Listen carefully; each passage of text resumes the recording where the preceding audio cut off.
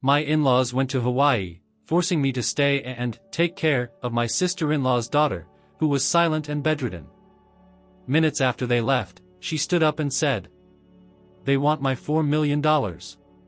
Please, help me." When they returned, David adjusted the rear-view mirror as he turned onto the quiet cul-de-sac, the late afternoon sun casting long shadows across the driveways of uniform houses in this well-manicured Connecticut neighborhood. The wheels of his rental car crunched gently over the gravel of the Winslow family's driveway. It was his first time here without Emily, his wife, and even after a year of marriage, he still felt like an outsider around her family. They were kind, yes, but formal. Calculated. The kind of people who smiled without warmth and never really said what they meant. The Winslows had insisted he stay the week to look after things, while they enjoyed their long-awaited trip to Hawaii. Emily couldn't join them, work commitments, she said, but it didn't escape David that she hadn't fought very hard to find a way. Now he was alone, responsible for the Winslows' sprawling house and, more importantly, their 12-year-old niece, Lily.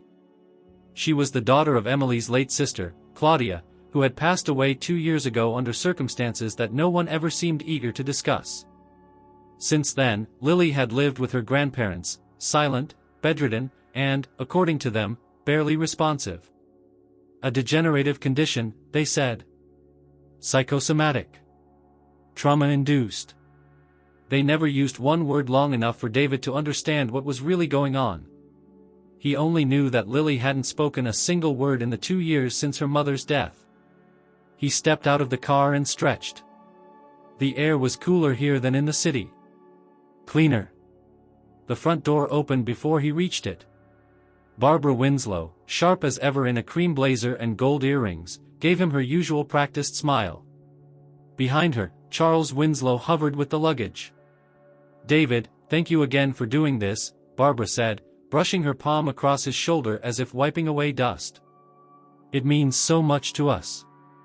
"Of course," David replied. "I'm happy to help." Charles clapped him on the back. "You'll find everything you need. Meals are prepped, her medication schedule's on the fridge. She sleeps most of the day. Should be easy." "Has she improved at all?" David asked, uncertain. Barbara's expression stiffened slightly. "She's stable," she said. "That's enough for now." With that, the Winslows were off. Their car disappeared down the road, headed toward the airport, toward sunshine and lays and cocktails on the beach. David stood in the doorway a moment longer before stepping inside and locking the door behind him. The house was large and eerily quiet. Expensive furniture filled every room, dark wood, ivory upholstery, chandeliers that looked more like museum pieces than lighting. The air smelled faintly of lavender and polish. Upstairs, down the hall and to the right, was Lily's room. He paused before opening the door. Emily had warned him she might not react to him at all, might not acknowledge him. "Just be gentle," she'd said. "She's fragile." When he entered, the room was dimly lit. The curtains were drawn, a soft hum from a nearby air purifier filling the silence. Lily lay in bed, her thin frame almost swallowed by the heavy blanket. Her dark hair fanned over the pillow, her face turned toward the wall. A small stuffed rabbit sat beside her.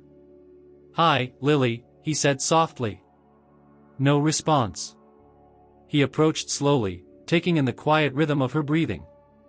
She looked so small, so still. A nightstand beside the bed held a plastic cup with a straw, a small bottle of pills, and a framed photo of her mother. "I'm David," he continued. "I'll be staying with you for a few days." She didn't move. He sat in the armchair nearby and took out his phone. Maybe she just needed time to adjust. Maybe she didn't even know who he was. Hours passed with little more than the rustling of leaves outside and the soft ticking of a wall clock. Around 7 o'clock in the evening, David reheated a pre-cooked dinner and returned with a tray. "I brought you something to eat," he offered, placing the tray gently on the nightstand. Still, no reaction. By 10 o'clock, the silence had grown thick, almost oppressive. He checked on her one last time, then retreated to the guest room across the hall. As he lay in bed, eyes on the ceiling, he wondered what kind of life the girl had been living for the past 2 years. What kind of pain left a child so completely frozen? The next morning was much the same. He brought her breakfast, tidied up the kitchen, walked the house. It was only the second day, but already the routine felt unsettling. The house was too clean. Too still. At one point, while dusting a shelf in the den, he found a photograph, an old family portrait with Lily standing between her mother and grandparents, smiling brightly, her eyes filled with life. A very different girl from the one upstairs. He took it with him when he brought lunch to her room. He placed it on the bed beside her, hoping it might elicit something. A blink. A glance. Anything. "Is this you?" he asked gently. "You look happy here." No answer. He stayed in the room longer than before, unsure what he was waiting for. A change. A sign. Anything to prove she was more than a shadow of a girl lost in her own silence. Then, just after the clock downstairs chimed 2 o'clock in the afternoon, he turned toward the door to leave. And froze. Behind him, Lily sat upright in bed. Quietly. Naturally. She looked directly at him, her expression calm but urgent. "They want my $4 million, she said clearly. "Please, help me." David didn't move. His breath caught. For several seconds, all he could do was stare at the girl who, until that moment, had been silent. Still. Supposedly incapable of anything close to what had just happened. "What?" he whispered. She didn't speak again. She just stared at him, eyes wide, waiting. Something inside him shifted. The girl lying in that bed was not who he thought she was. And he was beginning to realize the Winslows weren't either. David didn't remember crossing the room, but there he was, standing closer to her than before, as if proximity could help decode what had just happened. Lily sat upright, still as a statue, her hands folded on her lap. There was no trace of hesitation in her face, no nervousness, no sign she was playing a game. Her voice had been firm. Calculated. Not at all what one would expect from a girl who hadn't spoken a single word in over 2 years. "Say that again," David said, struggling to keep his voice steady. She didn't. She just looked at him, tilting her head slightly, like she was trying to measure how far she could trust him. David's heart pounded. He lowered himself slowly into the chair by her bed, his knees feeling like rubber. "You said, they want your money. $4 million. Who's they?" A pause. Then, quietly, she said, "My grandparents." David blinked. His mouth opened, then closed, unsure what question to ask first. There were too many. Why had she never spoken before? Why fake being bedridden? Was she ever sick at all? And where had that number come from, $4 million? It sounded absurd. Ridiculous. And yet nothing about the way she looked at him felt like a lie. "You've been pretending?" he finally asked. She didn't respond directly. Instead, she reached under her blanket, pulled out a small, spiral-bound notebook, and flipped it open. Her hands moved with the ease of habit, as though she'd done this 1,000 times. She turned it around and showed him a page. Written in careful, slanted handwriting, "I'm not sick. I've been pretending since they took me after Mom died." He stared at the page, then back at her. "Why?" "They want control of the money," she said simply. "And I needed time."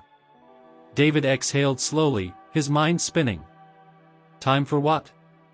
"To figure out who I could trust." The notebook pages were filled with dates, observations, cryptic little notes. One read, "He checks the mail at exactly 10:15. Another, "She always locks the study after going in at night." The level of detail was staggering. This wasn't the mind of a traumatized, broken girl. This was strategy. "Why tell me now?" he asked, trying to keep the room from spinning. "Why me?" She looked at him then, really looked. Because you're not one of them. And because you asked if I was getting better. No one's asked that in a long time. David leaned back, rubbing his face. It was like he'd stepped into a completely different world, one that had been hidden right under his nose. I need your help, she said. There isn't much time. He hesitated. Help you do what, exactly? Her response was immediate. Get out of here. Go to the upstairs study. There's a key under the corner floorboard by the bookshelf. Use it to open the locked room across the hall. My mom's old room. Everything starts there. David stared at her, then the notebook, then the doorway. The study. A locked room. And a girl who hadn't spoken for 2 years was now giving him a mission. The idea of leaving her alone felt risky. But the urgency in her voice left no room for negotiation. Okay, he said, standing. I'll go now. But you have to stay here, understand? Don't move. If they're watching. They're not watching right now, she interrupted. Not since they left. But that won't last. He didn't ask how she knew that. He just nodded and crossed the hallway. The upstairs hallway was lined with family portraits, portraits that felt suddenly colder than before. He reached the study, a room he'd barely glanced at the day before. It was neat, with an antique desk, a few framed certificates, and books that looked untouched. He knelt by the bookshelf and pulled gently at the floorboard near the corner. It gave way easily, revealing a small key wrapped in a piece of cloth. He stood and turned toward the room across the hall. The door was heavy and uninviting. The key slid in with a quiet click, and the knob turned. The room inside had clearly been untouched for years. Dust coated the windowsills, and the curtains hung stiff with time. A faint scent of lavender still lingered, faded but unmistakable. This had been Claudia's room. Lily's mother. He stepped in cautiously, eyes scanning the space. The furniture was classic, oak vanity, dresser, and a queen-sized bed. On the wall, a photo of a younger Claudia held Lily, no more than 4 years old, both of them laughing. There was love in this room. Love and secrets. A jewelry box sat atop the dresser. Inside, he found a folded note tucked beneath a false bottom. The paper was brittle, handwritten in the same slanted style as Lily's notebook. If anything happens to me, Lily's inheritance must be protected. Trust no one in the family except the person who asks the right question, what's in the music box? He will know what to do. David read the note 3 times. The music box? He looked around, and there it was, on the nightstand. A small, delicate porcelain box shaped like a ballerina. He opened it. The mechanism clicked, but no music played. Inside was a rolled-up slip of paper. It was a list of accounts. Numbers. Codes. One of them had Lily's name next to it. Another had Claudia's. He folded the paper and tucked it into his back pocket, heart pounding. Downstairs, the house creaked. He froze. Footsteps? No. Silence again.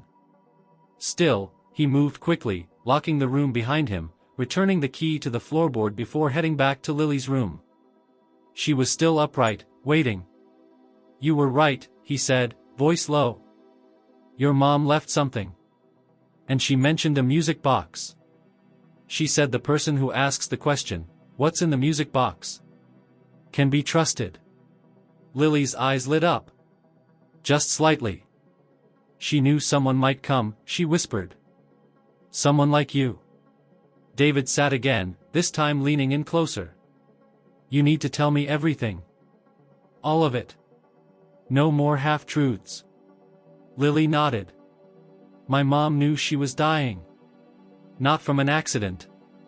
She had cancer. But no one in the family talks about it because of what happened with her will. What happened? They changed it. Right before she passed. She had put money into a trust, for $1 million, to be released to me when I turned 18. She didn't want anyone else to touch it. But after she died, they said the documents were invalid. That she was too medicated to know what she was signing. The court gave my grandfather control of everything. David felt sick.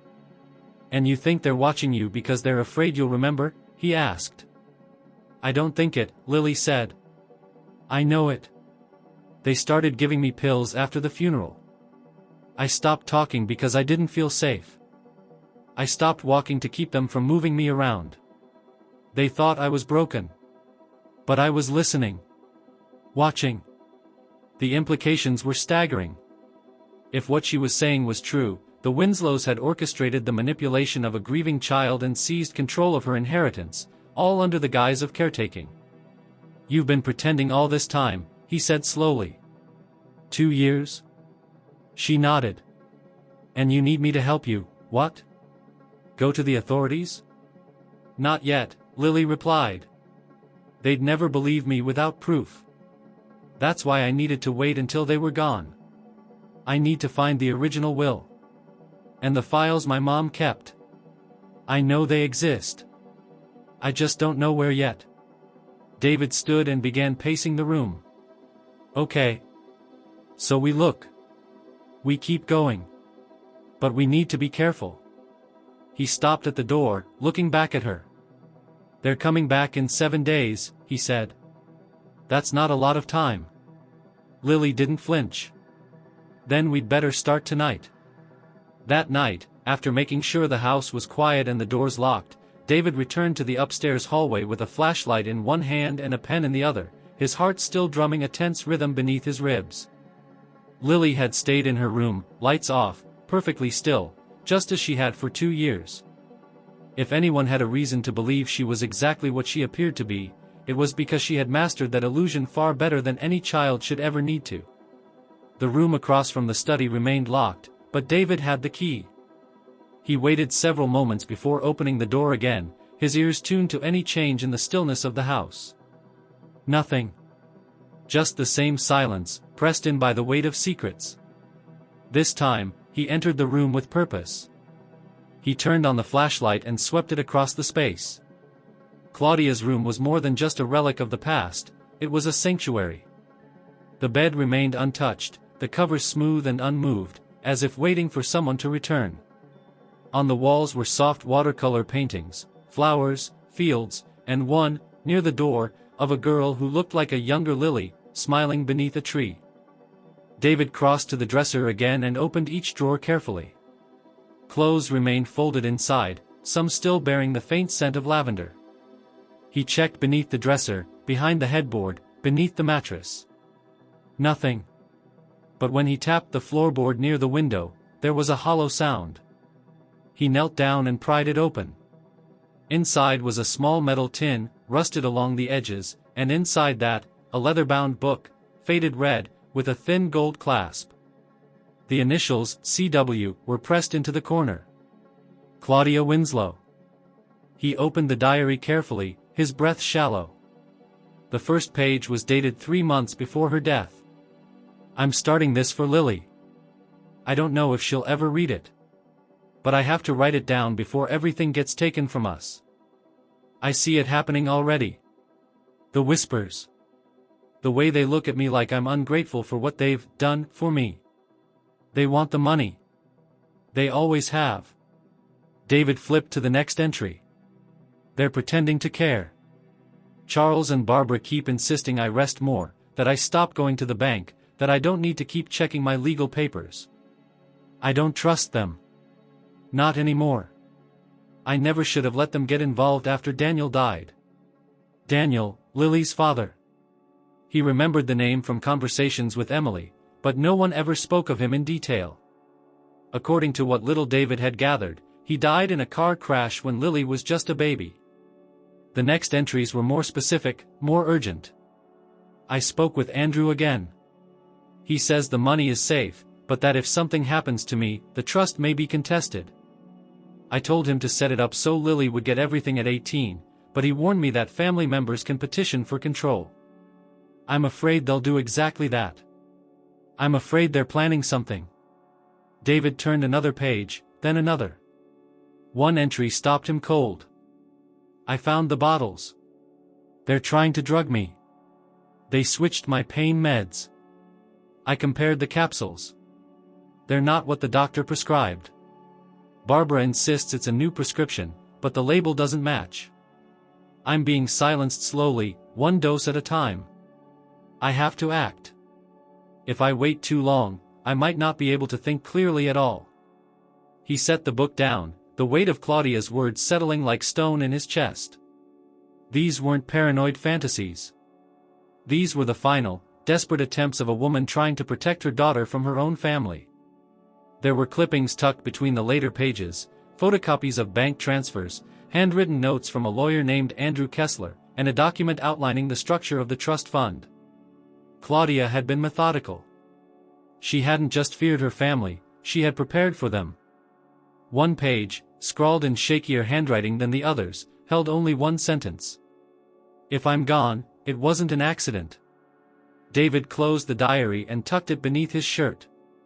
He returned everything else as it had been. On his way out of the room, he paused to stare at Claudia's painting again. The smile on her face, captured in watercolor, now seemed like a quiet warning, almost a plea. Back in Lily's room, he found her sitting cross-legged on the bed, waiting in the dark. She looked at him without speaking. I found her diary, he said quietly. And it confirms everything. They were poisoning her. She knew they were after the money. She left names, lawyers, dates, transfers. Everything. Lily's face didn't change, but he saw something shift in her posture. A subtle release of tension, like a wall she'd been holding up had finally been lifted. Andrew Kessler? She asked. David nodded. You know him? She opened her notebook and flipped to a page where the name was underlined 3 times. He used to come by the house. Quiet man. Glasses. I heard him and Mom arguing once. She was crying. After that, he never came back. He might be our only chance, David said. If he's still around. Lily reached for her tablet on the nightstand and handed it to him. It was old, cracked in one corner, but functional. She typed in the passcode and pulled up a note she had saved. It contained an address in New Haven. David frowned. You already found him? She nodded. I started looking when I realized I'd have to get out eventually. I was waiting for the right moment. He rubbed the back of his neck. That moment is now. They sat in silence for a moment, both processing how quickly everything had shifted. Finally, David spoke again. You've been incredibly brave, Lily. But if we do this, there's no turning back. They'll know we're onto them. I don't care, she said firmly. I just want my life back. David stood and moved to the window, pulling the curtain back just enough to peer outside. The street was quiet. No cars. No movement. But the stillness now felt less like peace and more like a trap. We'll leave tomorrow, he said. Early. Before anyone notices. Lily nodded. He glanced at her again, this girl who had once been a ghost and was now taking charge of her own rescue. She looked tired, but underneath that exhaustion was resolve. He could see it in her eyes. She had waited a long time for someone to listen. Someone who wouldn't lie or look away. As he turned to leave the room, she said one last thing. If something happens to me before we get there, promise me you'll show the diary to the police. David paused. Nothing's going to happen to you. Promise me. He looked at her, the conviction in her small voice unwavering. I promise. Then he closed the door, walked down the hall, and sat on the edge of the guest room bed. The diary lay beside him. The pages were heavy with truth, but truth wasn't always enough. They would need more. And tomorrow, they would start gathering it. The house felt colder the next morning. Not in temperature, but in atmosphere, like something had shifted in the walls overnight. David woke just after 6 o'clock, still wearing yesterday's clothes, the diary clutched tightly beneath his pillow. It had taken hours for him to fall asleep, and even then, his dreams had been fractured and strange, whispers behind closed doors, eyes watching from the corners of the room, the sound of a music box that wouldn't stop playing. He showered quickly and dressed, tucking the diary into a zippered compartment in his duffel bag. When he stepped into the hallway, he paused outside Lily's door. She was awake, sitting in bed again, already dressed in jeans and a hoodie. "You slept at all?" he asked. She gave a slight shake of her head. "Didn't want to risk missing anything." He nodded. "We leave in 30 minutes. You sure you're ready for this?" "I've been ready for 2 years," she said. They made a plan. David would load the car with enough for a single-day trip, something that wouldn't draw attention if anyone from the neighborhood happened to notice. Lily would come out only once everything was set. The address she'd found for Andrew Kessler in New Haven was an hour away, just far enough to make things risky if anyone noticed her absence and tried to intervene. As David stepped outside, he scanned the neighborhood. A jogger passed by across the street. A sprinkling system hissed to life in a nearby lawn. Everything looked normal, but his instincts buzzed with tension. He opened the trunk of the car and began loading a few essentials: snacks, water, a map, backup clothes, and most importantly, a hard copy of Claudia's diary. The original stayed hidden, but he wasn't going to make the mistake of relying on a single source of truth. When he returned inside, the house phone rang. He froze.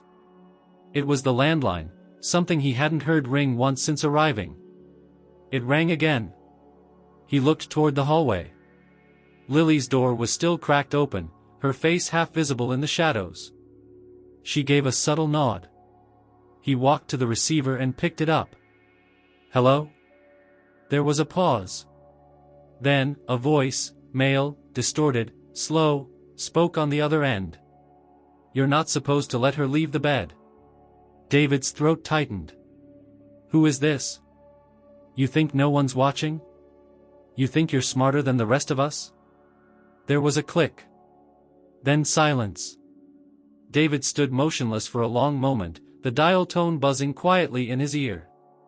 When he hung up, he found Lily standing just behind him. "They know," she said quietly. He took a breath and forced calm into his voice. "It could have been a prank."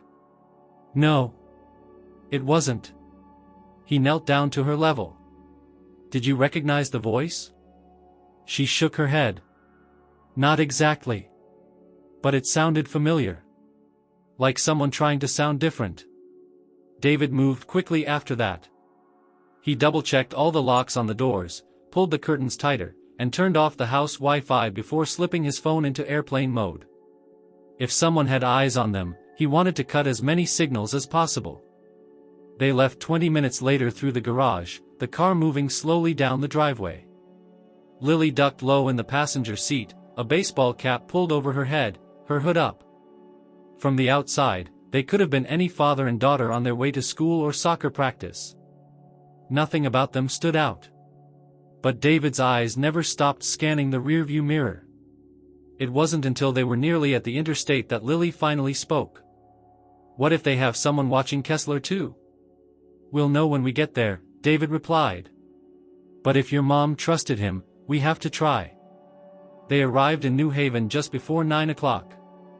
The address led to a modest brick building tucked between a coffee shop and a closed-down tailor. A faded placard above the door read, "Andrew Kessler, attorney at law." No lights were on in the front windows.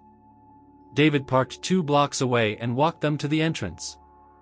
"Wait here," he told Lily. "If anything goes wrong." "I'm not waiting in the car," she interrupted.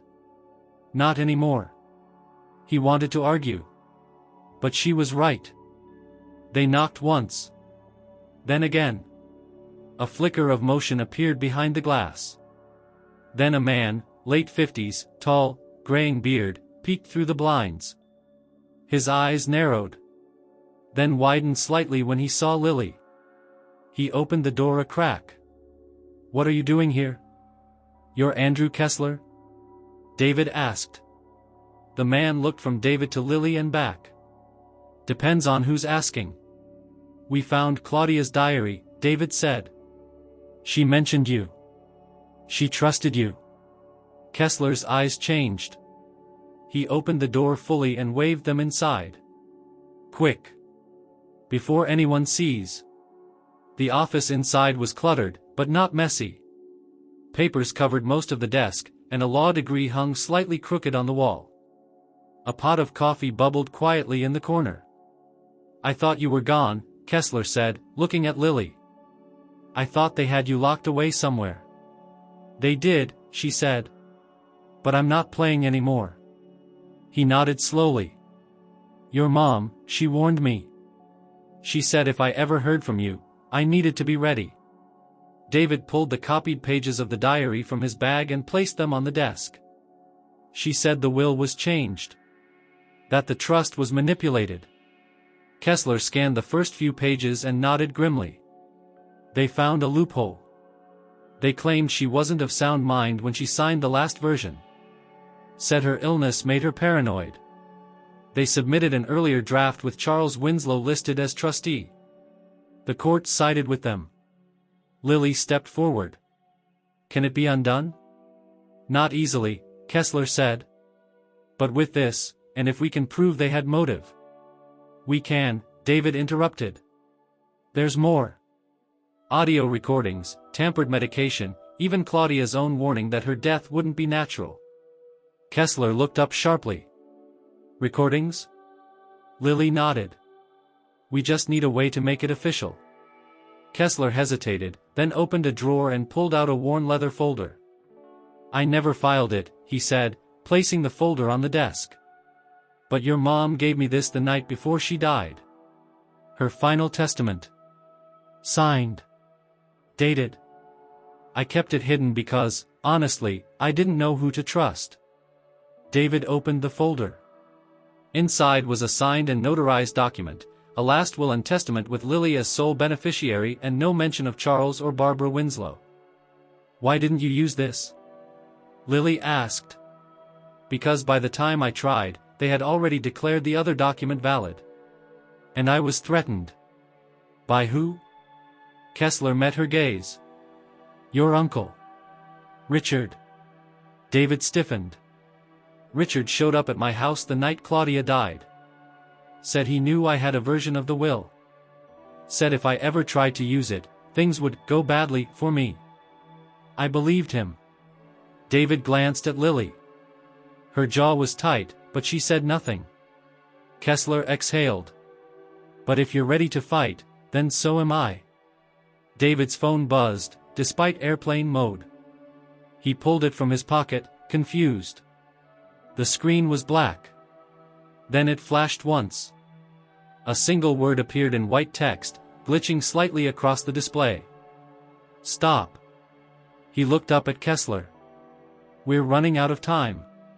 Kessler nodded. "Then we move fast." He picked up the phone and began dialing. "Who are you calling?" David asked. "A judge I know," Kessler said. "If we can file for emergency protection and reopen the trust case, Lily can get a temporary guardian outside the family, long enough to present real evidence. But we need everything. And we need it by tomorrow." David looked at Lily. She didn't flinch. "Then let's go home," she said. "Not yet," David replied. "First, we're getting you a new phone. And maybe a second way out. Just in case." The drive back from New Haven was quiet. Lily stared out the window, her face calm but unreadable. The sun was beginning to set behind the trees, casting long shadows across the road. David kept his eyes on the highway, alert for anything unusual, but his mind was somewhere else entirely, stuck on the signed will Kessler had handed them, the glitching message on his phone, and the name they hadn't expected to hear again so soon, Richard. By the time they arrived back in the Winslows' neighborhood, the sky had darkened and the streets were empty. David parked around the corner instead of pulling into the driveway, just in case anyone was watching. They crept through the side gate and slipped inside quietly. Once the doors were locked, the windows covered, and the lights dimmed, David collapsed into the living room armchair while Lily disappeared upstairs. A few minutes later, she returned with her old tablet and handed it to him. "There's something I didn't show you before," she said. "I was saving it. Just in case." David took the tablet and watched as she opened a secure folder hidden behind an innocuous note-taking app. Inside were screenshots, pages and pages of them. Bank statements. Email confirmations. Two-factor authentication logs. Transaction receipts. All tied to an account in the name of Claudia Winslow, with Lily Winslow listed as secondary beneficiary. David skimmed through the first few images, his eyes catching numbers that didn't seem real. Hundreds of thousands. Then millions. The final balance shown on one of the more recent screenshots was $4,280,000. "This is the account?" he asked. She nodded. "The one my mom set up for me." He kept scrolling. The dates matched everything they had learned so far. Claudia's last verified login was just days before her death. Every transfer since had been to known family business accounts. Nothing had gone directly to Lily. "She told me once that the money would be mine when I turned 18, Lily said quietly. "But only if no one contested it. They said I was too sick. That I couldn't make decisions. So they took it from me." David looked back at the tablet. The last statement had something strange on it, a red warning banner at the top. "Account frozen. Access temporarily disabled by family trustee order." Beneath that was a timestamp. "Just over 3 weeks ago. She tried to warn me," Lily continued. "Before she got really sick, she told me to remember 2 things. The name of the bank manager, and the phrase she told him to write in the notes. I didn't understand then. But I do now." She pulled a slip of paper from her pocket and handed it to David. On it were 2 handwritten lines. "Contact, Amanda Bell, Branch VP, Eastbrook Financial. Note phrase, custodial freeze pending health review." David stared at it. "So your mother predicted they'd try to lock the account by claiming you were medically unfit." She knew them too well, Lily said. "She even asked Amanda to flag any suspicious activity. But I haven't been able to reach her since the account was frozen." David stood and began pacing. "If the freeze was ordered by your grandfather, and he's listed as temporary trustee, then getting access now would be almost impossible.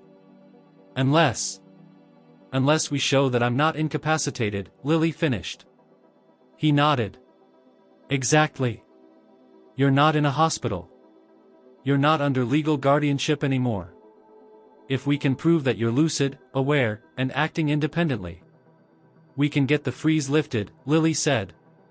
"Maybe." He sat back down and opened his laptop, now using a VPN and a fresh private browsing session. He looked up Eastbrook Financial, and there she was, Amanda Bell, vice president of the branch office located just 30 minutes from the house. "I can try to set up a meeting," he said. "But I won't mention your name until we're sure it's safe." Lily leaned over his shoulder, pointing to one of the lines in the search results. "That's her LinkedIn. She hasn't posted anything in weeks." "She might have been warned to stay quiet," David said. "But if she still believes in what Mom told her." They stared at the screen for a moment. Then David clicked on the link and composed a message using a pseudonymous account. Subject, regarding Claudia Winslow's final instructions. Message, I need to speak to you about a custodial freeze related to a beneficiary under your care. I believe you knew Claudia Winslow. She left instructions that now require your help. Please confirm availability, discretion is paramount. He hit send. Then closed the laptop. We'll give it 24 hours, he said. If she doesn't reply, we go there in person. Lily nodded. But there was something else in her eyes. Fear, yes, but more than that, something new. Guilt. I should have done this sooner, she said, curling up in the corner of the couch. I waited too long. You were a kid, David said gently. And you were surviving. There's nothing to apologize for. But she didn't answer. The silence between them stretched until the house felt too big again, like it had returned to its old, suffocating self. David moved to the window and cracked the curtain. A black SUV was parked across the street. Not unusual by itself. But it hadn't been there before. And it wasn't moving. He closed the curtain. "They're watching again," he said. Lily stood up. "Should we leave?" "No. Not yet. We play this smart. We act normal. We wait for Amanda's response." That night, David slept in a chair by Lily's door, his hand resting on the bat he'd found in the garage. He doubted they'd try anything so soon, but the call, the message, the SUV, it was all too well timed. They were closing in. At 3 o'clock in the morning, his phone buzzed. Not a call. Not a text. An email. From Amanda Bell. Subject: confidential meeting request accepted. Message: I understand your concern. I'm available tomorrow morning, 9 o'clock. Please arrive discreetly. No additional parties. Bring verification if possible. David sat up straighter, rereading the message 3 times. He knocked gently on Lily's door. She opened it instantly, like she hadn't been sleeping either. She agreed to meet, he whispered. For the first time in days, Lily smiled. Faint. But real. Then it's happening, she said. We're finally taking it back. He nodded. But even as he did, a sliver of dread pierced the moment. Because Amanda had written something else, something odd, something that didn't belong in a business email. At the bottom of her message, in small, faint gray font. Be careful who you trust. This goes deeper than you think. David didn't show that line to Lily. Not yet. The next morning was unusually humid, the air outside heavy and unmoving. David and Lily left early, well before the neighborhood stirred. They didn't speak much during the ride to the Eastbrook Financial branch. David kept checking the rearview mirror, but the streets behind them stayed clear. No sign of the black SUV. No sign of anyone following. Still, the tension in his chest never eased. Amanda Bell's office was located on the second floor of a stone-faced building nestled between a flower shop and an insurance agency. It looked more like a family dental practice than a financial institution. A discreet glass door bore the bank's logo in modest gold lettering. Amanda herself answered when they buzzed in. She was tall, in her early 40s, with a long braid over one shoulder and reading glasses perched low on her nose. Her office was small but orderly, and she wasted no time. Close the door, she said as soon as they stepped inside. And shut the blinds. David obeyed. Lily stood quietly near the window, scanning the street below. Amanda turned to them, her expression unreadable. I need to know one thing, she said. Why now? David reached into his bag and pulled out Claudia's diary. He laid it flat on the desk and opened it to the section describing the trust setup and the last conversations Claudia had had with Amanda. Amanda's face changed as she read. Her mouth pressed into a thin line. When she looked up again, her eyes were glassy. She told me they might try to fake her mental state, Amanda said softly. But I didn't believe it. I thought maybe she was just scared. Paranoid. I never imagined they would go this far. She knew what they were planning, David said.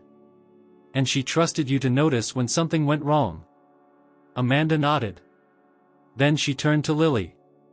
You haven't spoken to anyone else at the bank about this? No, Lily said. Only you. Good. Then there's still time. She typed quickly on her computer, pulling up a secure portal with several layers of authentication. Within moments, she had the trust information on screen. This account is still under administrative freeze, Amanda said. The court order came through 3 weeks ago. Signed by Charles Winslow. He claimed that the sole beneficiary, Lily, was no longer capable of managing her affairs, due to her long-term psychiatric incapacity. She turned the screen toward David and Lily. That was the legal phrase. Cited from a medical report submitted with the request.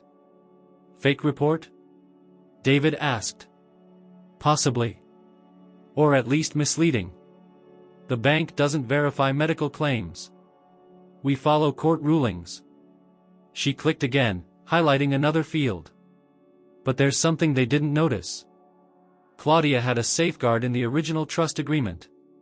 She inserted a clause requiring quarterly verification of the beneficiary status by someone other than the family. Lily leaned in. What does that mean? It means, Amanda said, that technically, I'm authorized to initiate a secondary review, and even request emergency re-evaluation from the court, if evidence arises that the initial ruling was flawed. David exhaled. Can you do that now? Amanda hesitated, then nodded. I'll submit the preliminary request. It won't unfreeze the funds immediately, but it will start a process that puts everything under review. And it puts Charles Winslow on the defensive. Once the motion is filed, he'll be notified. Lily's voice was steady. Let him be. Amanda looked at her, and for the first time, smiled faintly. You're your mother's daughter, all right. They left the office an hour later, armed with a printed copy of the filing and a digital copy stored in David's encrypted drive. They drove home in silence, the tension temporarily replaced by something almost unfamiliar, hope. But as soon as they turned onto the Winslow street, that hope crumbled. A car was parked in the driveway. It wasn't the SUV. It was a silver Lincoln Town car.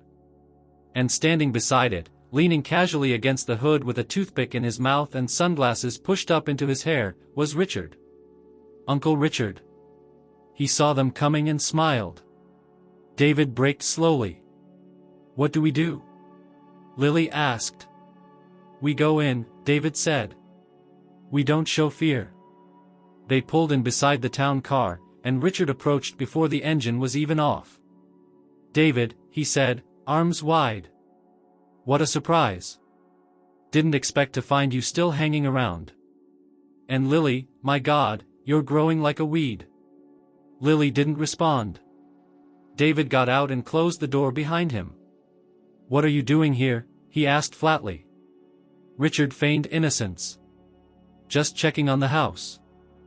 Thought I'd water the plants, maybe feed the girl. Didn't expect you to be playing babysitter all week. She's fine, David said. You can go now. Richard tilted his head. You always this polite to your elders? David didn't answer.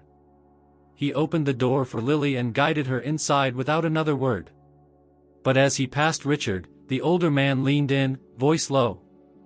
Careful, David, he said. You don't know how deep this goes. Inside, David locked the door and pulled the curtain back just slightly. Richard lingered outside a few moments longer, then walked to his car, opened the trunk, and pulled out a package, small, rectangular, wrapped in brown paper. He placed it on the front step.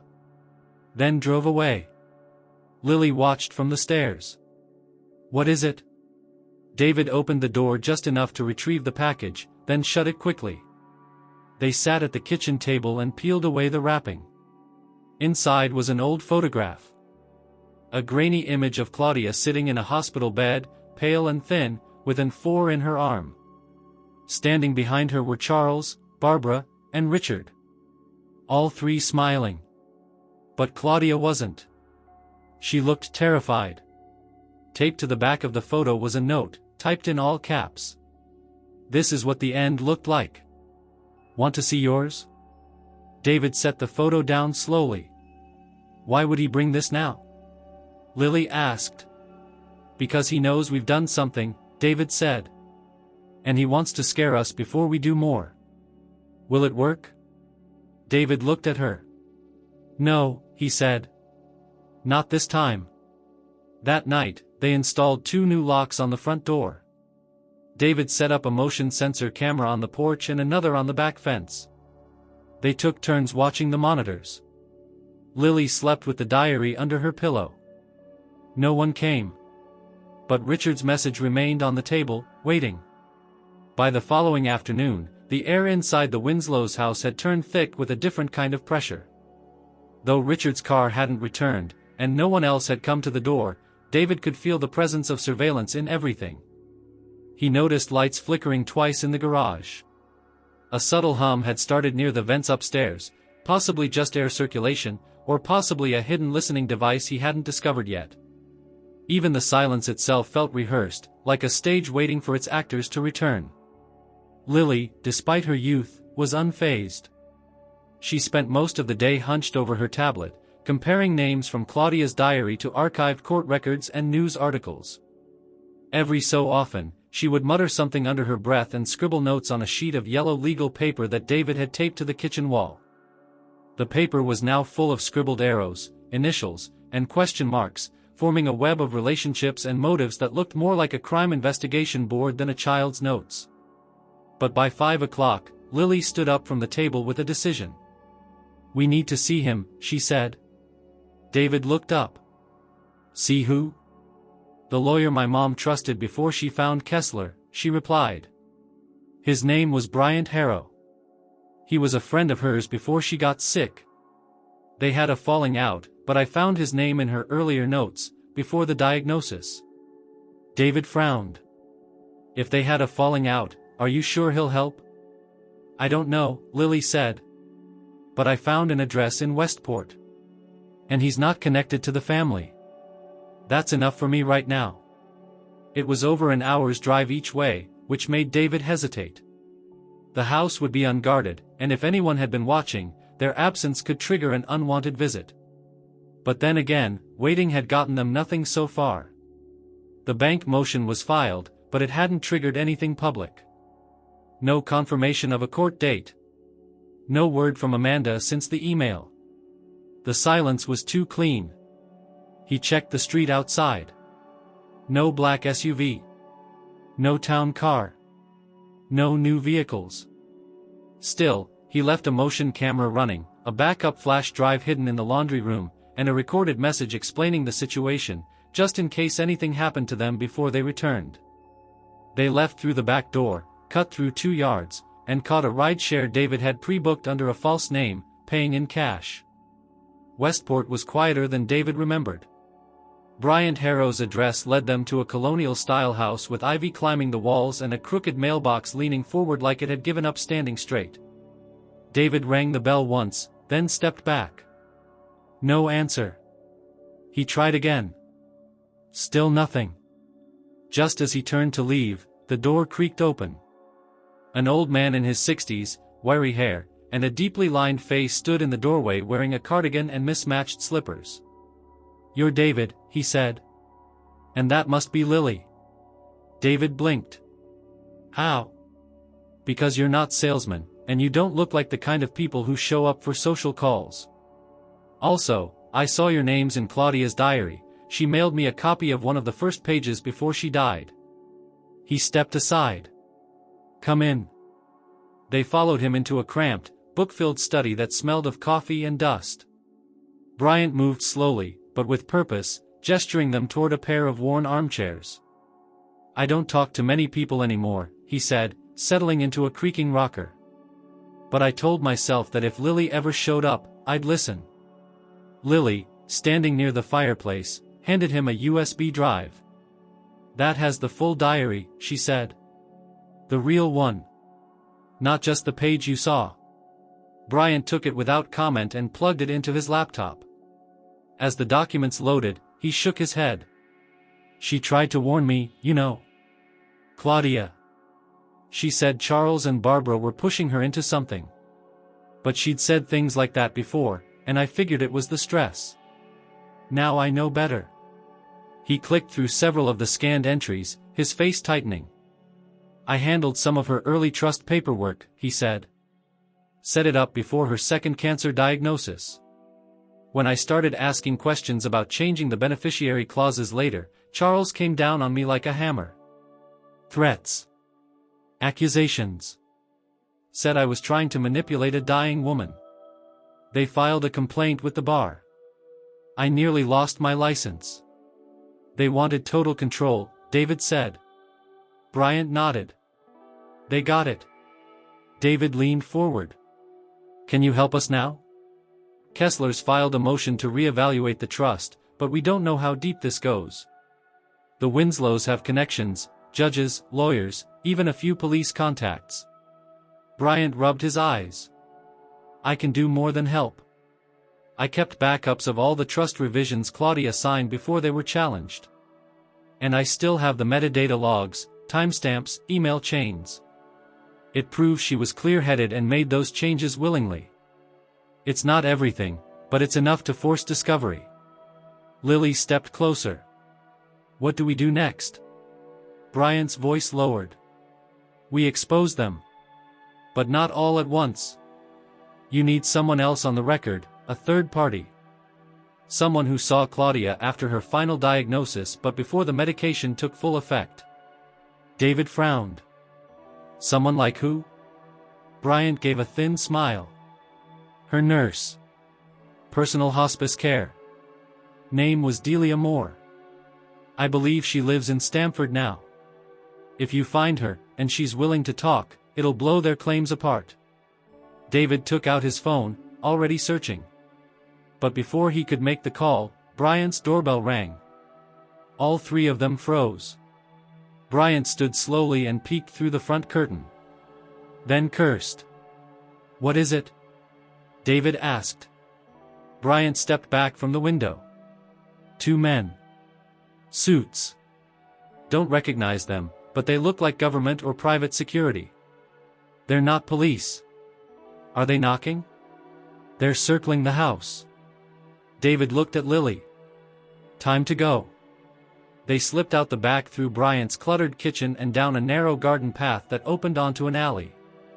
From there, they cut through 2 yards and emerged on a side street just as the ride-share driver David had quietly pinged earlier pulled up. They didn't speak until the car was moving. Someone tipped them, Lily said. Maybe, David said. Or maybe they were already watching Bryant. Just waiting for someone to show up. Either way, she said, her voice steel, it's not enough to scare us.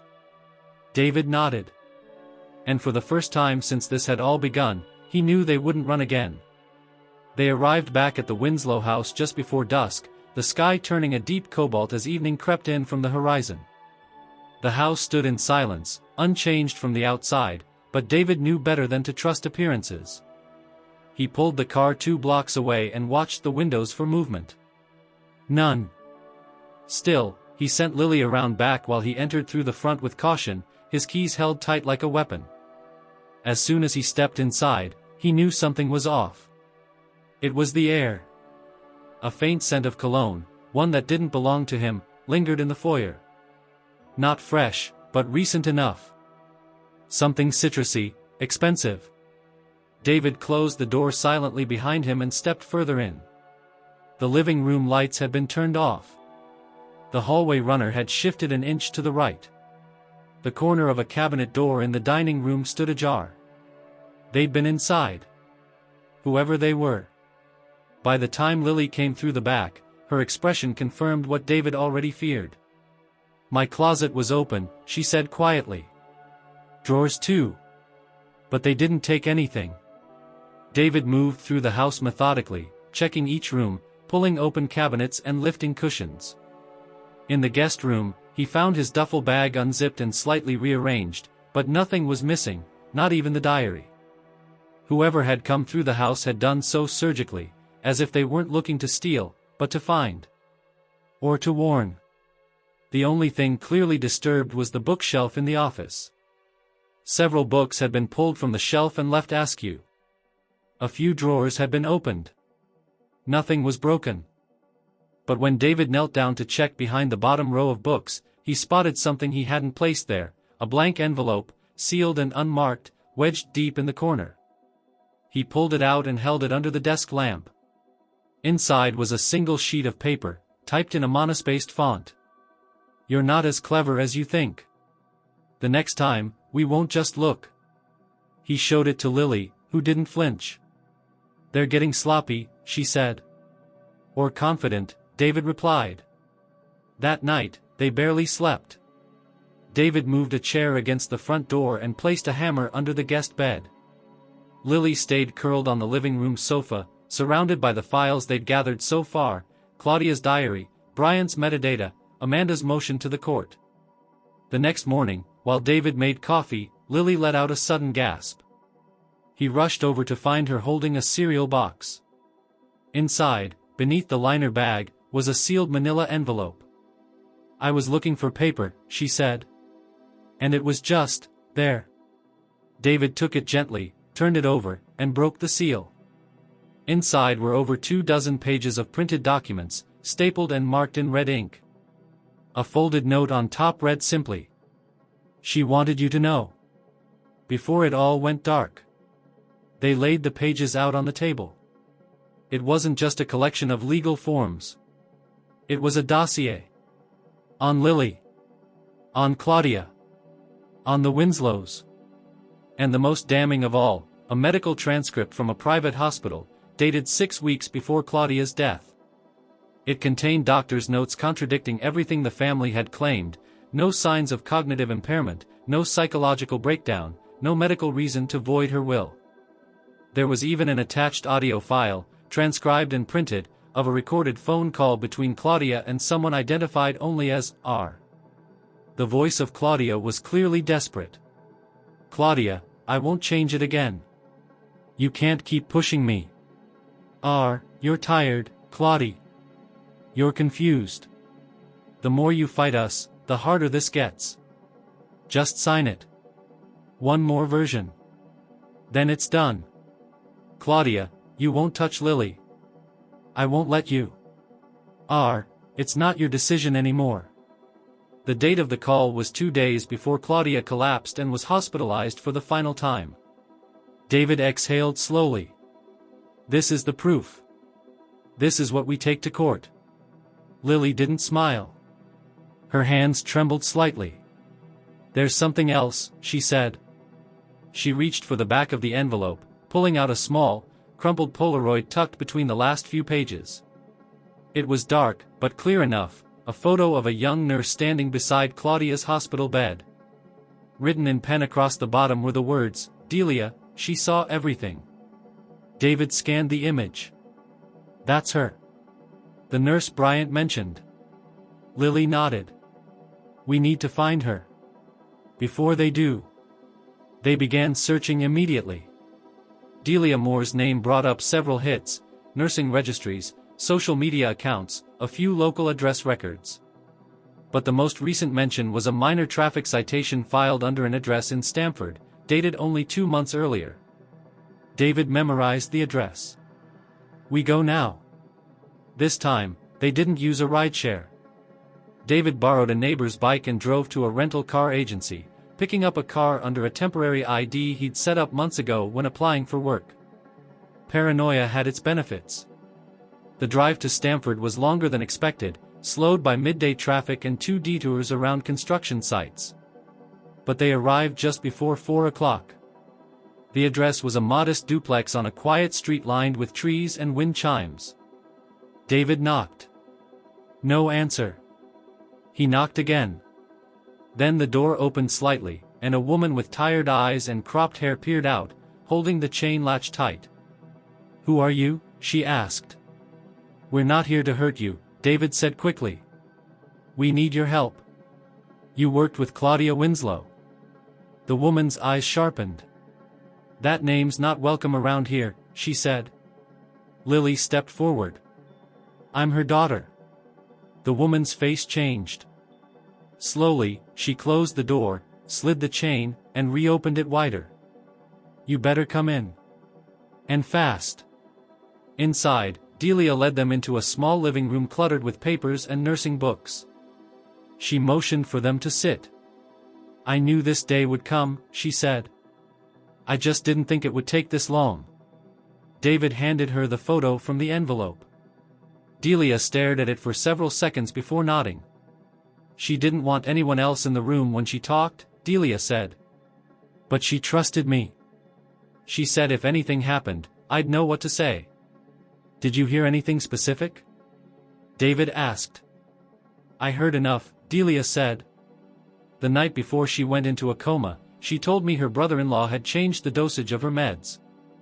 Said she couldn't prove it, but she felt it in her body. Her thoughts were slipping. Her speech was slurring. She cried for over an hour. Said her daughter would be trapped." "Would you testify to that?" David asked. Delia didn't hesitate. Yes. Lily met her gaze. Thank you. As they left, Delia handed them a flash drive. Just in case. Some of her blood work was flagged for interference by the lab. I took copies. It was never followed up. David tucked the flash drive into his pocket. They were collecting more than evidence now. They were collecting momentum. But as they reached the car, he noticed the envelope Delia had given them had a second note inside. A business card. From a private investigator. With a handwritten message. He's been watching them for years. You're not alone. David turned it over. The name printed on the card chilled him. Peter Vance, surveillance, inheritance, and family disputes. At the bottom, in ink. Ask him about the other will. The drive back from Stamford was quieter than any of the others. The information from Delia had left a heavy silence between David and Lily, but not the uncomfortable kind. It was the silence of people who had finally reached a precipice, who knew the next steps wouldn't just change the course of events, they would expose a truth so thoroughly buried it was never meant to surface. David drove with one hand on the wheel, the other clutching the business card Delia had given them. Peter Vance. It was a name that hadn't appeared in any of Claudia's files, but the message was clear. If he had been watching them for years, as Delia claimed, then he was already ahead of them in ways they couldn't measure yet. They waited until the following morning to call. David made the call from a burner phone he had picked up the night before while Lily slept on the couch, exhausted for the first time in days. He dialed the number early, just after 7, and let it ring twice before a man's voice answered. Vance, the voice said. No greeting, no question. David hesitated. I'm calling about Claudia Winslow. There was a pause on the line. A faint rustling sound. Then, you're not family. No, David replied. But her daughter is with me. Silence again. Then, be at Dockside Coffee in Norwalk. Back patio. 1 hour. The line went dead. David looked at the phone for a long second before tossing it into the sink and crushing it with the side of a pan. Then he woke Lily, told her to get dressed, and within 30 minutes they were driving down the interstate again, wind and fog scraping across the highway like some invisible tide warning them of what lay ahead. Dockside Coffee was a quiet spot along the edge of the marina, with only a handful of patrons that early in the morning. They ordered black coffees they didn't plan to drink and took a seat at the back patio as instructed. Vance arrived precisely at 8. He was in his 50s, lean, with a weathered face and a scar on the right side of his neck that disappeared into his collar. He wore a plain button-up shirt, a beat-up leather coat, and dark jeans. No briefcase. No tablet. Just a worn manila folder tucked under his arm. He sat without saying a word, placed the folder on the table, and looked at Lily first. I knew your mother, he said. More than she knew I did. I was hired to watch her. Long time ago. David's brow furrowed. Hired by who? Vance didn't look at him.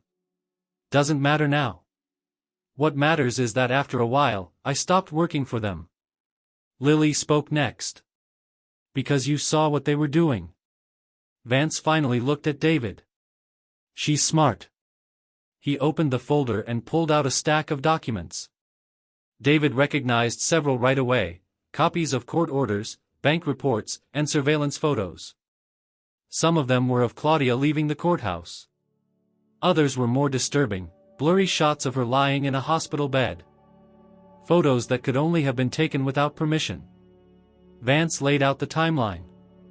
Claudia had been under surveillance for at least 6 months before her official diagnosis. The Winslows had hired Vance originally as part of an estate protection review, a euphemism used by wealthy families to justify probing into the lives of anyone with assets they wanted to control. But the moment Claudia began to resist the family's suggestions, refusing to grant Charles direct access to her accounts, declining to move in with them after the second round of chemotherapy, Vance had been instructed to gather leverage. They wanted to discredit her, he said. Find anything that could look like instability. Pills, erratic behavior, paranoia. But she was lucid, Lily insisted. Vance nodded. Too lucid. So they moved to Plan B. He handed over a single-page document.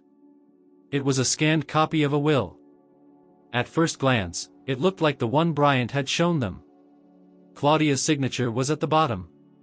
But the date was earlier. And the beneficiary listed wasn't just Lily. It was Claudia's sister, Amelia Winslow, long estranged from the family. David leaned in. She never mentioned Amelia.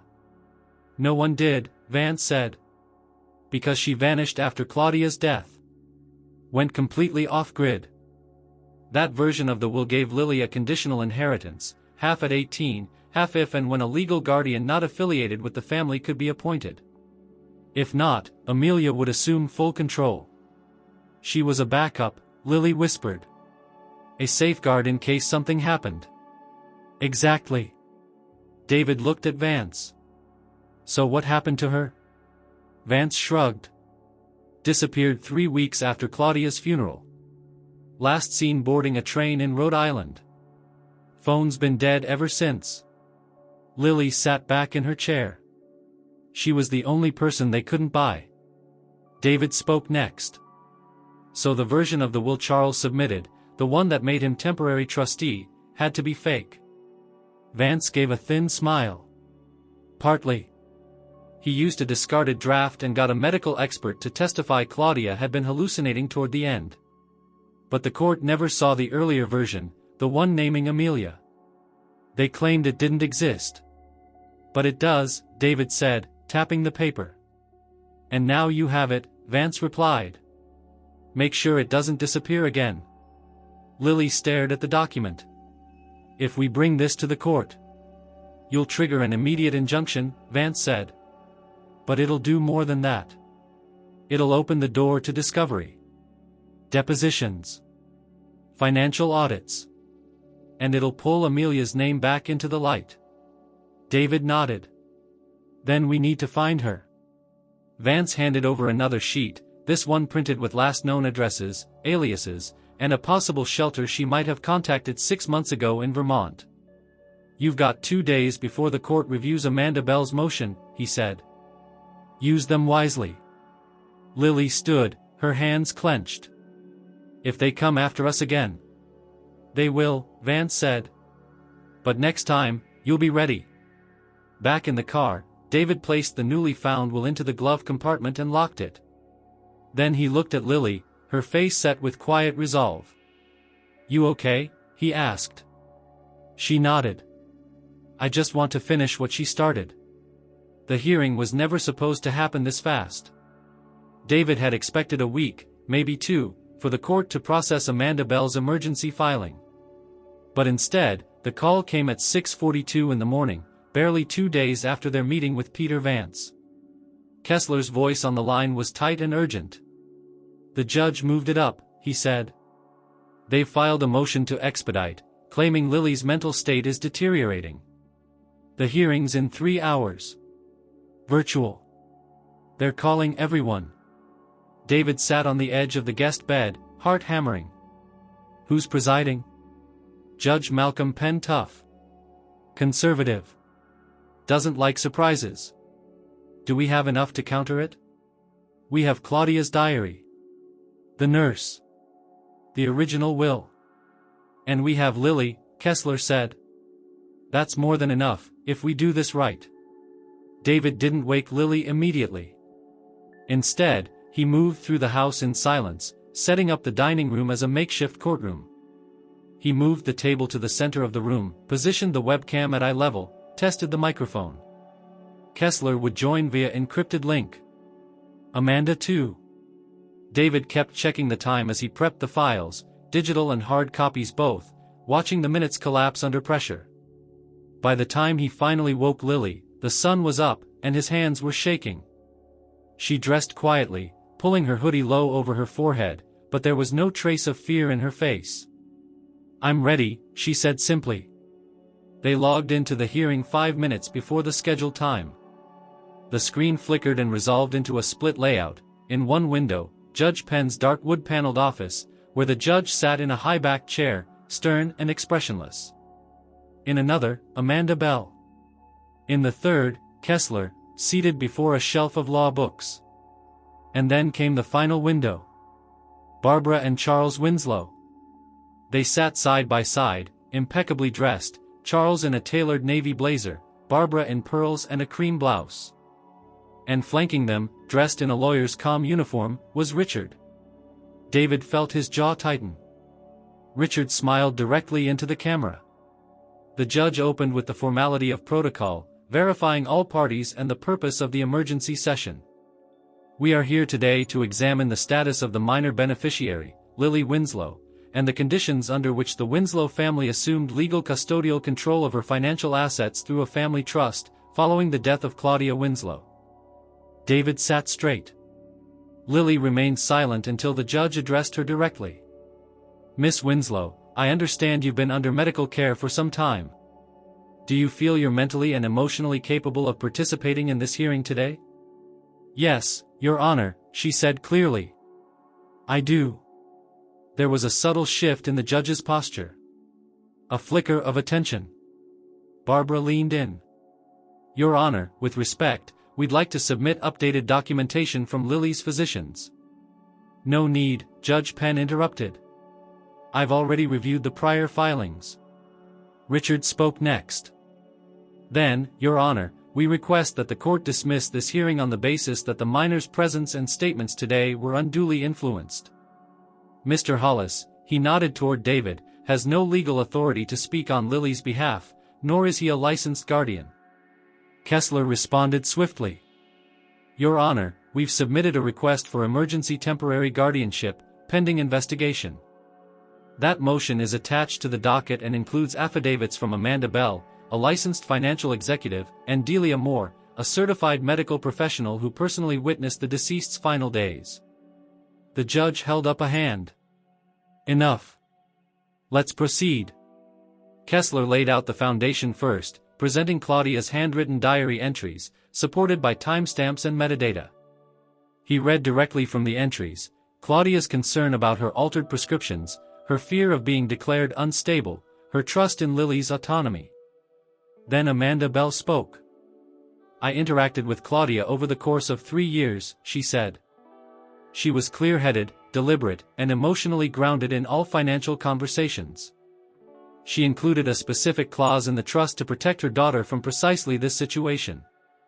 That clause was ignored. Charles spoke for the first time. My daughter was dying. She was not in her right mind. And these claims, based on diary scribbles and half-truths, are an insult to her memory. David barely held himself back. But it was Lily who answered. My mother didn't trust you, she said into the camera. She told people. She wrote it down. She knew you wanted the money. You tried to break her. And when she died, you made me the next target. The silence that followed was heavier than any cross-examination. Richard leaned forward. That's a very emotional response, Lily. But you've been on medication for years. Who's been managing that? Who's been supervising your mental health evaluations? Lily stared at him. You have, she said. And you made sure none of the doctors ever saw me awake. Judge Penn turned to Kessler. Mr. Kessler, do you have verification of the original will? Yes, Your Honor. And it includes a previously unacknowledged secondary beneficiary, Amelia Winslow. Claudia's sister. That landed harder than anything else. Charles visibly flinched. Barbara looked down. Even Richard's smile faded. The judge tapped his pen. Then we have a conflict in documentation. 2 versions of the will, 2 interpretations of intent. Until the matter is resolved, I'm issuing an immediate freeze on all trust fund activities, retroactive to the initial court ruling. David exhaled. But the judge wasn't finished. Furthermore, I'm granting temporary guardianship of Lily Winslow to David Hollis, pending formal review, provided he files the necessary documentation within 72 hours. Charles stood suddenly. This is outrageous. That man is no one. The judge raised his voice. "Sit down, Mr. Winslow." The hearing ended without further discussion. The screen blinked off. For several seconds, David and Lily sat in silence. Then she turned to him, calm but firm. "They're going to come now," she said. "In person." David nodded. "Let them." The game had changed. Now it was public. Now it was legal. But they both knew the Winslows didn't believe in losing. And if they couldn't win in court, they'd try another way.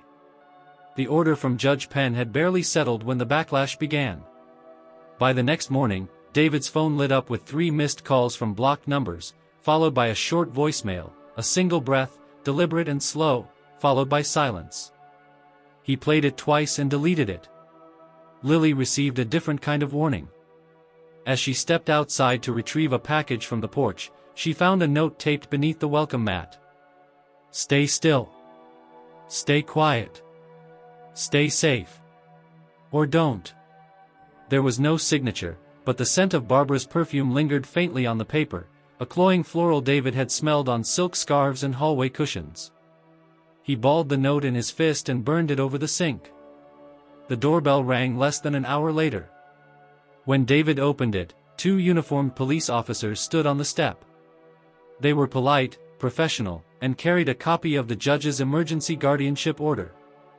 They verified Lily's well-being, checked David's ID, asked if anyone had attempted contact. He said yes, indirectly. They left with vague reassurances and a promise to log the report. But David knew what it meant. The Winslows were testing boundaries. Finding cracks in the order. Seeing how far they could push before the court's protection stopped shielding Lily and started protecting them instead. Kessler confirmed as much later that day. "They filed an appeal," he said through the encrypted call line. "Charles claims the judge overstepped by granting you temporary guardianship without a full psychiatric reevaluation of Lily. They're using an out-of-state psychiatrist's letter to suggest you're endangering her care." David couldn't help but laugh bitterly. "And who's paying this out-of-state expert?" Kessler didn't answer. He didn't have to. "They also petitioned to block the discovery process we triggered by entering the alternate will into evidence," he added. "It's a last-ditch move, but we need to respond by tomorrow." "Then we fight," David said. But fighting would require more than paperwork. They needed public pressure. Accountability. And for the first time, he considered something drastic. Media. Lily was hesitant at first.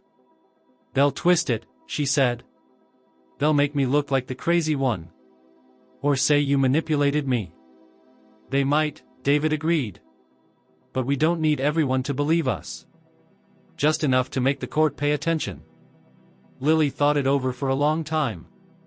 Then she said, "Not the news. Social first. Quiet. Controlled." They filmed the video that night. David sat off camera while Lily spoke. She didn't cry. She didn't beg. She didn't tell the full story. She simply stated her name, her mother's name, and the fact that she was fighting to regain access to the inheritance left to her, an inheritance she claimed had been stolen by people who should have protected her. The caption was simple. "They said I was too broken to speak. So I spoke." They uploaded it anonymously. Within hours, it began to spread. By dawn, it had been shared thousands of times. Advocacy groups reposted it. Former friends of Claudia left comments. A small but vocal army began to rally behind the idea of a silenced child reclaiming her power. Then came the call from Amanda Bell. "You've got momentum," she said. "But now you need to press it. I spoke with someone at the State Financial Ethics Board. They're reviewing Charles Winslow's actions related to the trust. If they file misconduct, it opens everything. Every account. Every signature." David nodded. "What do you need from us?" "Proof of forgery," she said. "Or proof of coercion." That's when Lily said, "Check the piano bench." David turned to her. "What?" She stood slowly. The piano in the sunroom. The bench lifts. I saw Richard slip something under it the day of Mom's funeral. They moved fast. The piano had sat untouched for years, its keys gathering dust and silence. David opened the bench slowly. At first, nothing but old sheet music and a photo of Claudia as a child. Then he found it. A sealed white envelope marked, "For him." Inside was a letter in Claudia's handwriting. But it wasn't to Lily. It was addressed to Charles. "You win. I'll sign the new version. But I know what you did. This will not end with you. And I will find a way to make sure Lily knows." She had dated it just 3 days before her final collapse. Kessler's voice on the phone was urgent. "Scan it. Send it. It's your leverage." They filed the document with the ethics board that night. Amanda delivered it herself. The next day, everything cracked open. Charles was suspended from access to the trust pending investigation. The appeal for immediate reversal of the guardianship was denied. And a court order was issued requiring all financial records tied to the Winslow family trust to be disclosed within 10 business days.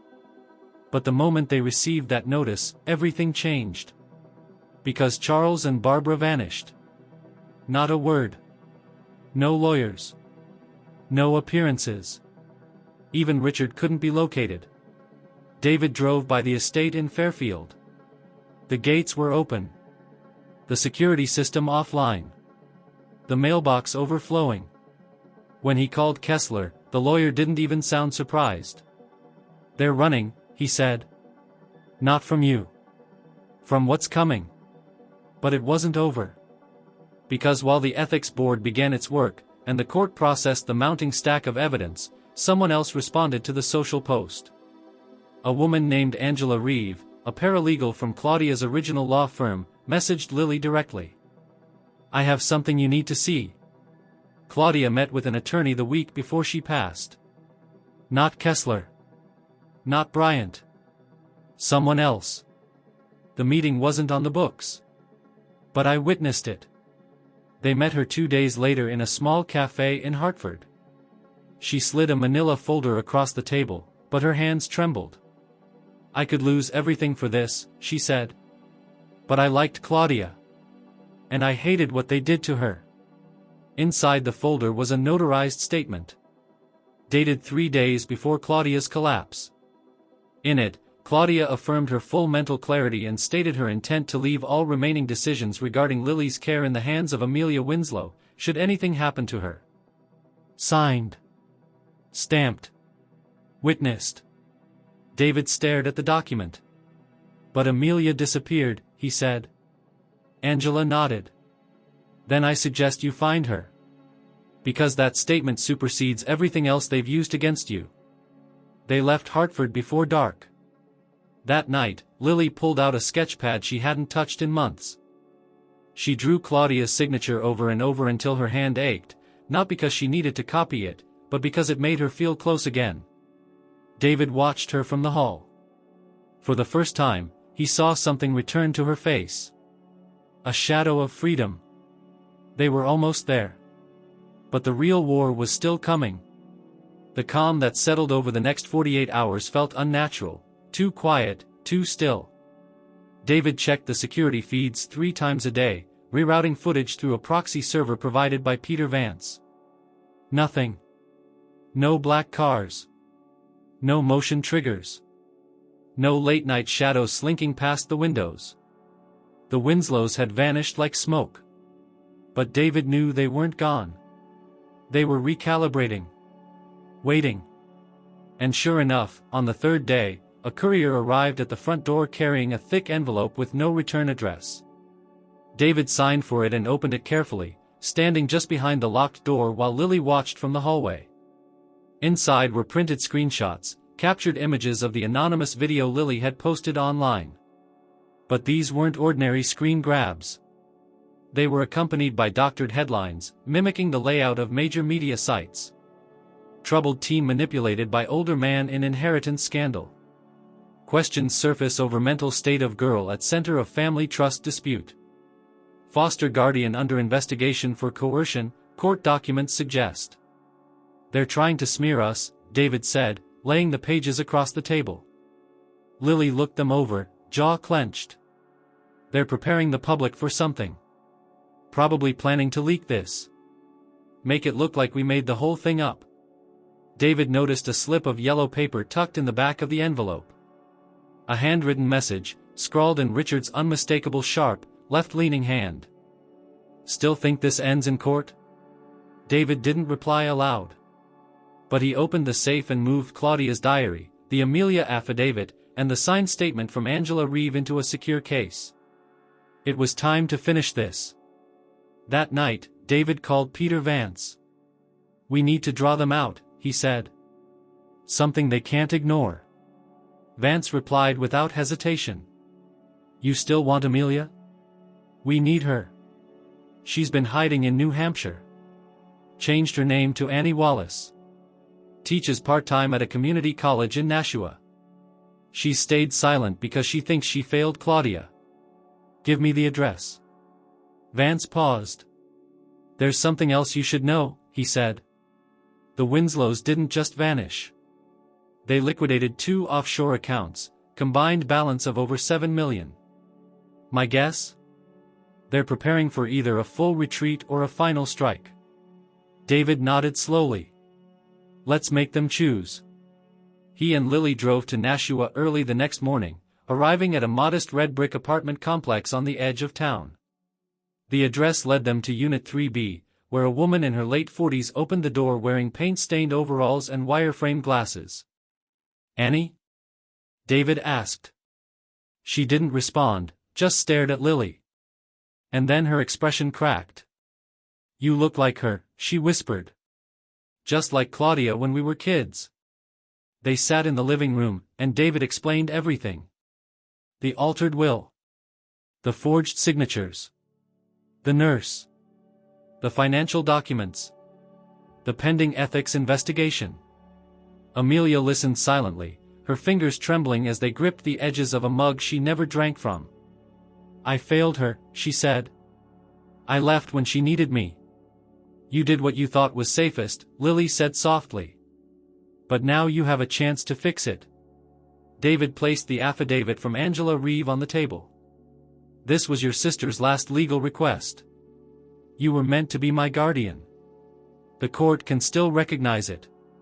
But only if you show up." Amelia looked at the paper. "They'll destroy me." "No," David said. "They're about to destroy themselves." She exhaled. Then nodded. "I'll come." They drove back that night. Amelia stayed at a hotel under an assumed name, with Vance coordinating her movement and Kessler already drafting a motion to update the guardianship petition based on Claudia's final notarized request. But the next attack came faster than anyone expected. At 4 a.m, the doorbell rang. David grabbed the bat from under the bed and made his way to the front. But it wasn't a person at the door. It was fire.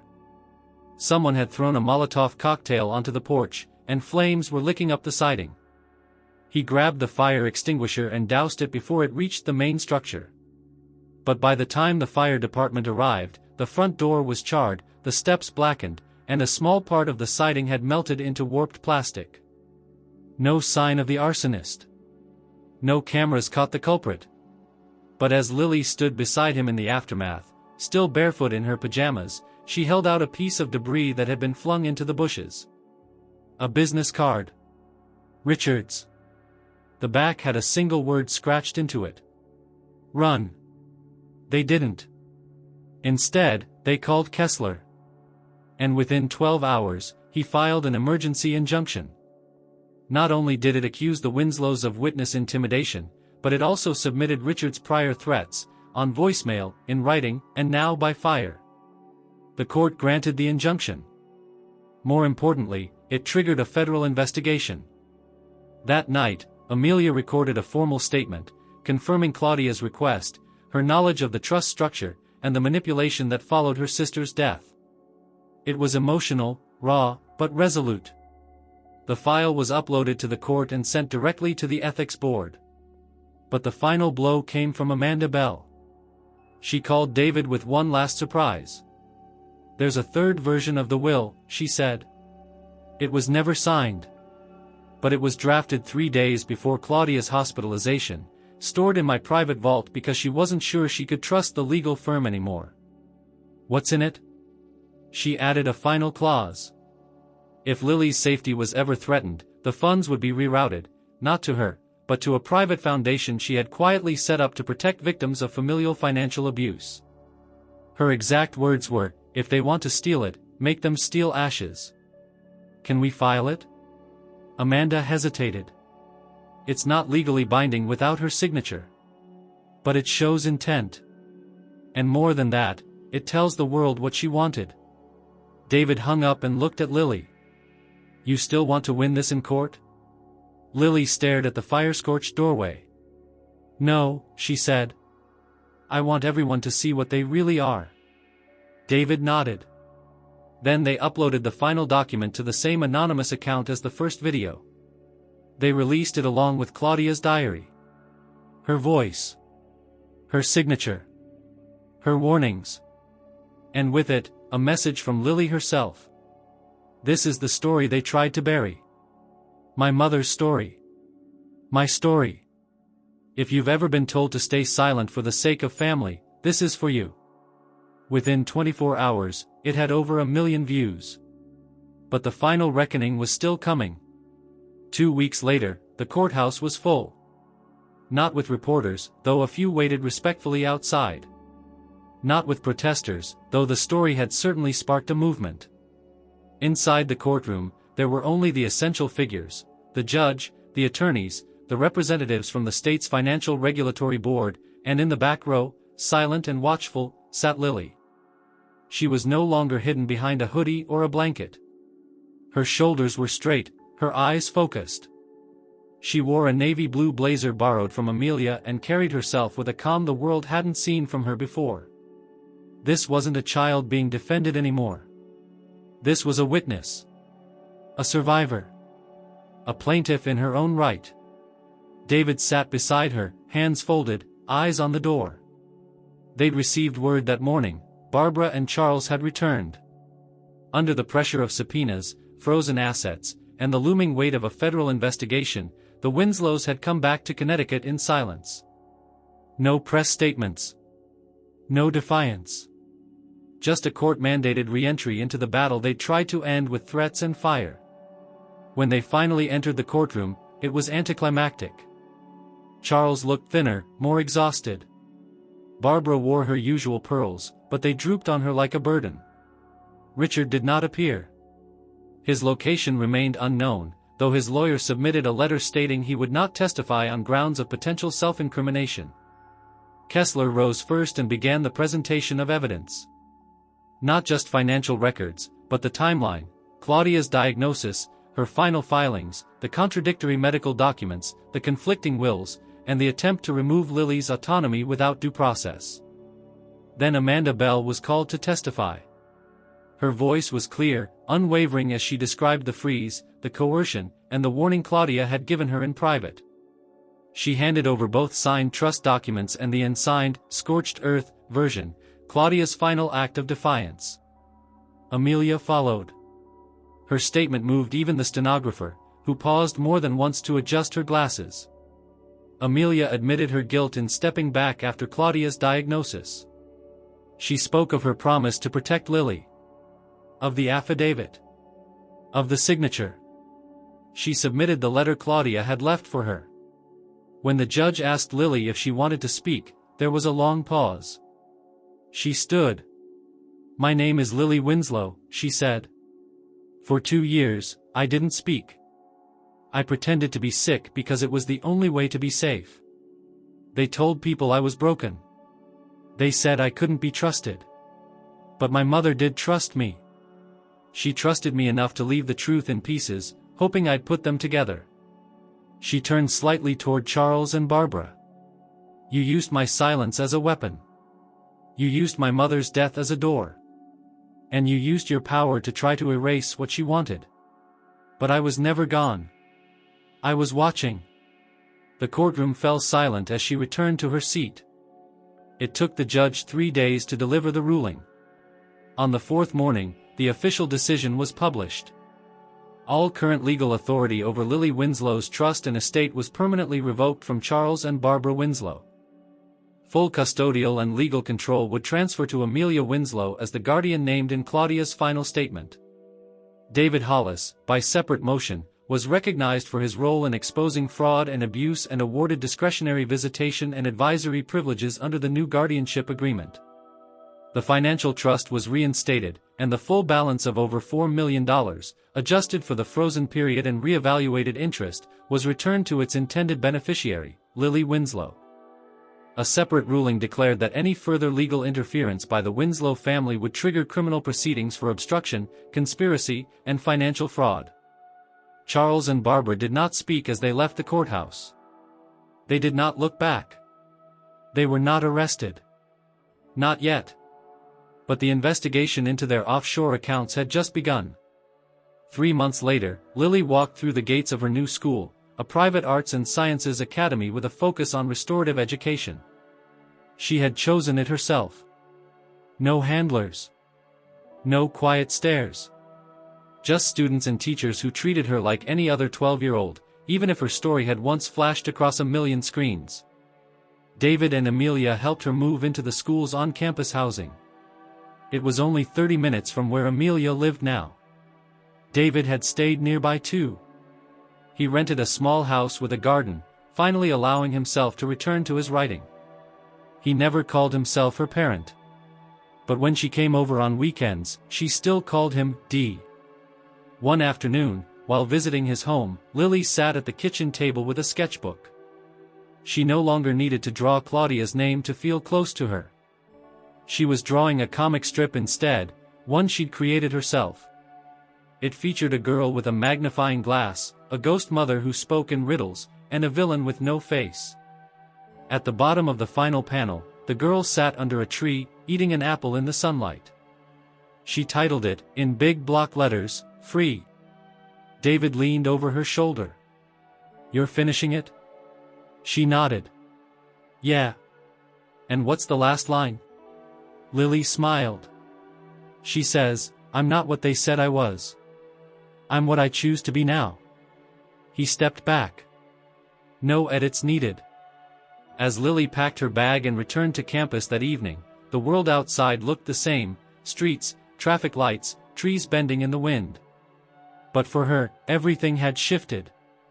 Because now, no one could tell her who she was. No one could take her story away. And in the end, that was the freedom her mother had fought for. Not just money. Not just safety. But the truth, earned and defended, now finally hers.